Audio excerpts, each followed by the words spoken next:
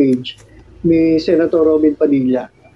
At meron po siyang isinare na post ng isang netizen, at ang pinost ng netizen ay litrato, mga kababayan, yan po. Yan, tingnan nyo maigi. Litrato po yan ng billboard dyan po sa expressway. Hindi ko lang alam kung saan bandang expressway ito, pero ano po ito tawag dito, skyway, mga kababayan. Mga flyover skyway, mga kababayan. So yan po yung lugar na kung saan nandyan po sa Gedli etong billboard. At yung nasa billboard ay si Kibuloy at si Marcoleta. Si Kibuloy, alam naman natin ay miyembro o founder ng KOJC. At ito naman si Marcoleta ay miyembro ng Iglesia ni Cristo. At dito sa litrato, ayan nga, nakasulat, mga kababayan, napapakita ko sa inyo, guys. Pakita ko na sa inyo para makita ninyo. Lakihan natin ng konti. Sabi dito, para sa Diyos at sa Pilipinas nating mahal. Yan. Pastor Apollo Sikibuloy at Rodante Marcoleta. Yan, mga kababayan, yung nasa billboard. Napakalaking billboard. Ba talaga pagyayamanin, no? Sana all.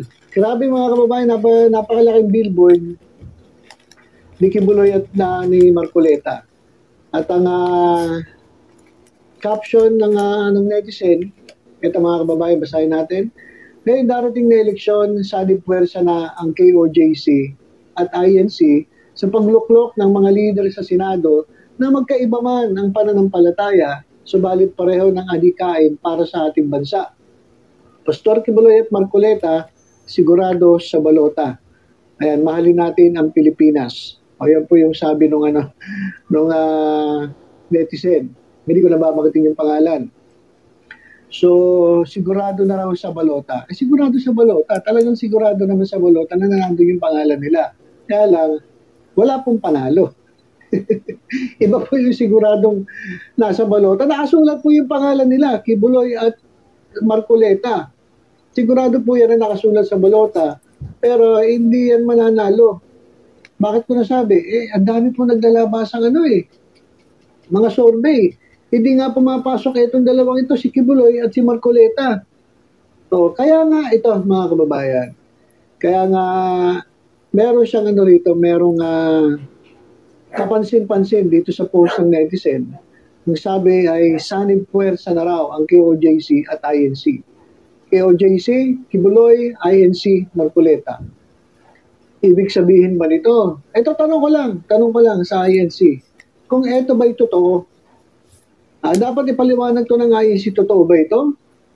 Na sinusuportahan nyo si Kibuloy at tagsanib puwersa na kayo ng KOJC para suportahan itong dalawa, si Kibuloy at si Marcoleta? Kasi sa totoo lang, kung ang INC ay sumuporta sa KOJC o dito kay Kibuloy, delikado na.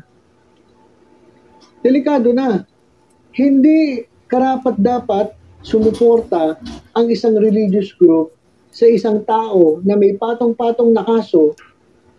Anong kaso? Rape, human trafficking, child abuse.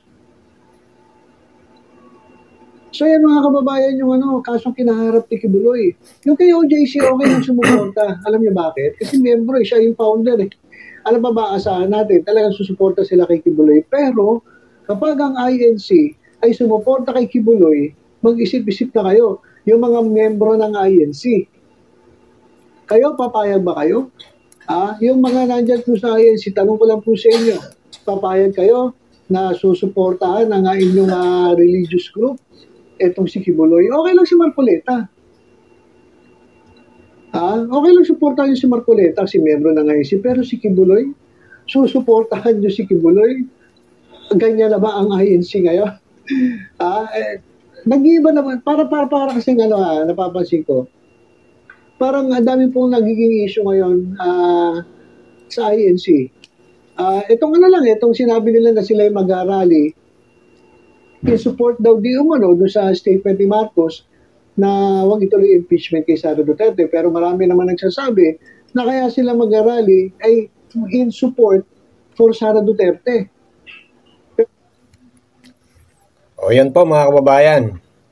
Alam nyo po mga kababayan, hindi po totoo yan.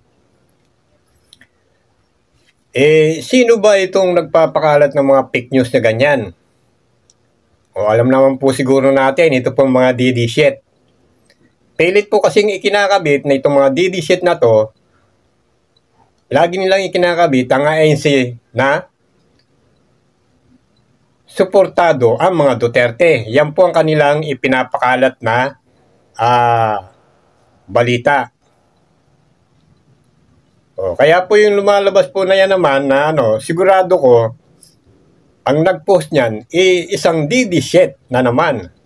O, para paniwalain ng mga tao na ang mga kandidato ng mga Duterte ay suportado ng INC. O, yan po ang ipinapakalat ng mga DD shit. Sila lang naman ito nagpapakalat ng mga fake news O, ganyan ang gawain talaga ng mga DDs yan. Para palitawin lang sa mga tao na ang INC ay sumusuporta sa mga kandidato ng mga Duterte. Paano naman susuportahan ng INC yan si Kibuloy? Alam nga natin na maraming ang kaso yan na pangmumulit siya sa mga kababaihan. Isa yan sa ayaw ng mga INC. O tapos susuportahan yung ganyang klaseng tao na sandamakmak ang kaso. O kaya yan, kagagawa ng mga DDS yan. O pinapakalat nila. Tapos ito naman si Robin Padilla, ipalibasa isa ring DDS, isinare niya. O, ganyan lang yan. Tuloy natin. Pero sinasabi nila na sila sumusuporta lamang sa sinabi ni Presidente Marcos at ayaw nila ng gulo. Pero ang nangyayari, sa totoo lang, lumalabas ang suporta ninyo na kay Sara Duterte.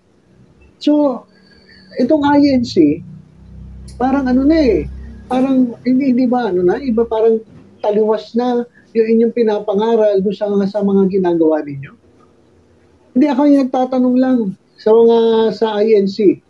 Kasi una, ito sa issue ni Sara Duterte. Tapos ngayon, ito may lumabas na na sanib pwersa na kayo ng kay OJC para suportahan si Marcoleta, okay lang. Pero si Kibuloy, susuportahan ninyo. Mag-isip-isip na kayo mga miyembro.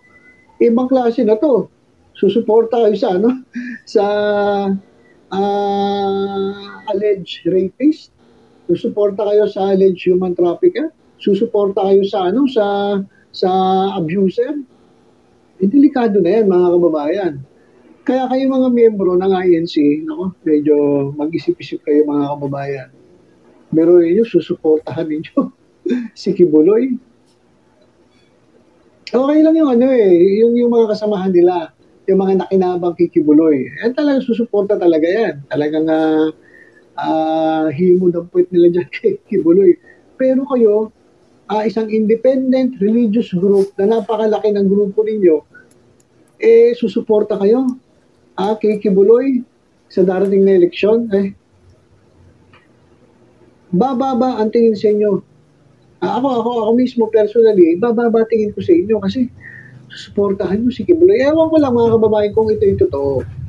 Pero the fact na ito po ay pinost ng isang netizen at isinyer pa ni Robin Padilla, mayayari si Robin Padilla dito kung ito'y fake news. Kasi si Robin Padilla hindi naman miyembro ng INC. Sip-sip sa INC, pero hindi ito miyembro ng INC. At sinyer niya nga sinyer niya, nag-share siya Ito mga kababayan nag-share siya Robin Padilla, Robin Padilla. Sinyer niya yung billboard. So yung tanong ko lang, yan lang mga kababayan, napansin ko lang, sanib pwersa talaga kayo? Susuportahan nyo si Kibuloy? INC, susuporta kay Kibuloy? Mag-isip-isip na kayo, mga kababayan, lalong-lalo na yung mga kapatid natin dyan sa INC. Parang parang nag-iiba na ata ang inyong pananaw. Yung inyong mga aral. Hindi kaya kumukontra na kayo sa mga sinasabi nyo sa inyong mga miyembro. Kasi mga kababayan, okay lang sumuporta kayo kay Marcoleta. Pero kung kay Kibuloy, ibang usapan na yan. Naliligaw na kayo ng landas. Dapat check nyo yung mga ministro dyan. Baka iba na. Baka nakapasok na kayo ng politika. Doon sa mga membro ng INC. Nako. So yun lang po. Na-share ko lang sa inyo. Kasi sana hindi po totoong nagsanib person na yung dalawa, KOJC at INC. Kasi po, kasiraan ito. Dyan po sa Iglesia ni Cristo.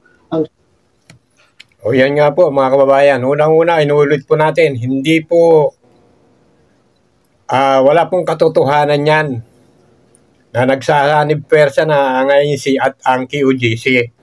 Yan po, siguro pinicturan lang ng DDS, linagyan ng caption na ganyan para palitawin, palakasin ang loob nitong mga DDS candidates na suportado sila ng INC, kaya ganyan po ang kanilang ipinapakalat na fake news.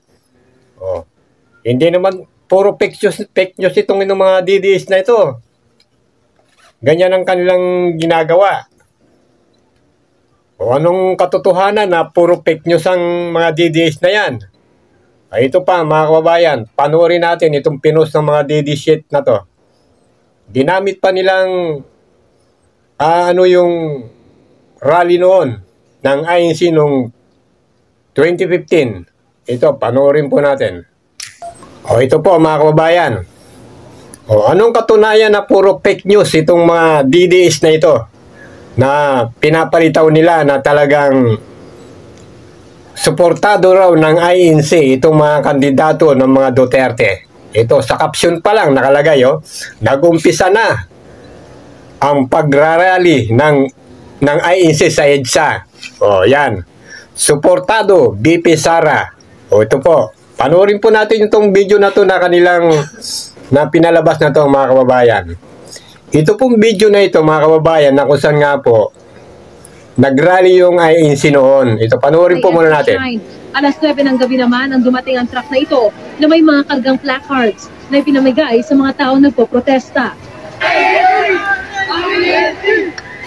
Sa dami ng mga tao, ang mga kaninay nasa ilalim lang ng flyover, umabot na sa kalsada, partikular sa northbound lane ng EDSA. Kaya naman hindi na madaanan ng mga sasakyan ang bahaging ito ng EDSA Ortigas northbound lane. Bukod sa mga galing sa Department of Justice sa Maynila, may ilang mga miyembro na nagtipon-tipon muna sa mga mall sa EDSA bago nagkita-kita rito. Dapat mag-resign dahil hindi niya kayang trabaho niya, si Secretary de Lima. Nagigialam siya sa usapan ng Iglesia ni Cristo. Ang asikasuhin niya, yung kaso ng mga kriminal. Dapat yung sa mamasapan ng pakailaman ni Dilima. Marami po siyang dapat ayusin sa gobyerno, kaya wag niya kami dapat pakailaman. Ano na? Yan nga po mga kababayan. Nakita nyo kung gaano karumi maglaro itong mga DDS na ito. Ito pong rally na ito mga kababayan, rally po ito ng INC noong 2015. Laban po ito kay Secretary de Lima, nung siya po ang Secretary ng Department of Justice noon. Na kung saan nga po ay pinakikialaman itong si de Lima ang panloob na usapin ng INC. Kaya po nag-rally dyan ng INC. Tapos pinalabas ngayon itong mga DDS. Linagyan nila ng caption, ayan nag-umpisa na ang pag-rally ng INC sa EDSA. Support BP Sara. Yan nakalagay sa caption. Sa title nila. Kita mo yung panggagago ng mga DD shit na yan. Kailan ba naglabas ng mga itong mga DD shit na ito? Wala pong ginawang matino itong mga DD shit na ito. Kaya puro fake news sa mga yan. Kaya hindi dapat pinapaniwalaan ng mga yan. Ito po mga kababayan, talagang pinost po nila lahat yan. Nag-viral po ito sa social media. Pinakalat po ito ng mga DDS. Yung rally na yan, pinapalitaw nila, nag-rally na raw INC para suportahan si BP Sara. Tingnan mo ang kalukuhan itong mga DD shit na ito. So mga kabayan, hanggang dito lang po muna tayo. Hanggang sa muli, ito po ang Nerds TV 51. Kung hindi pa po kayo nakapag-subscribe, mag-subscribe po kayo para maging updated po kayo sa ating pong mga reaction video na ating pong i-upload. Dito lang po sa Nerds TV 51.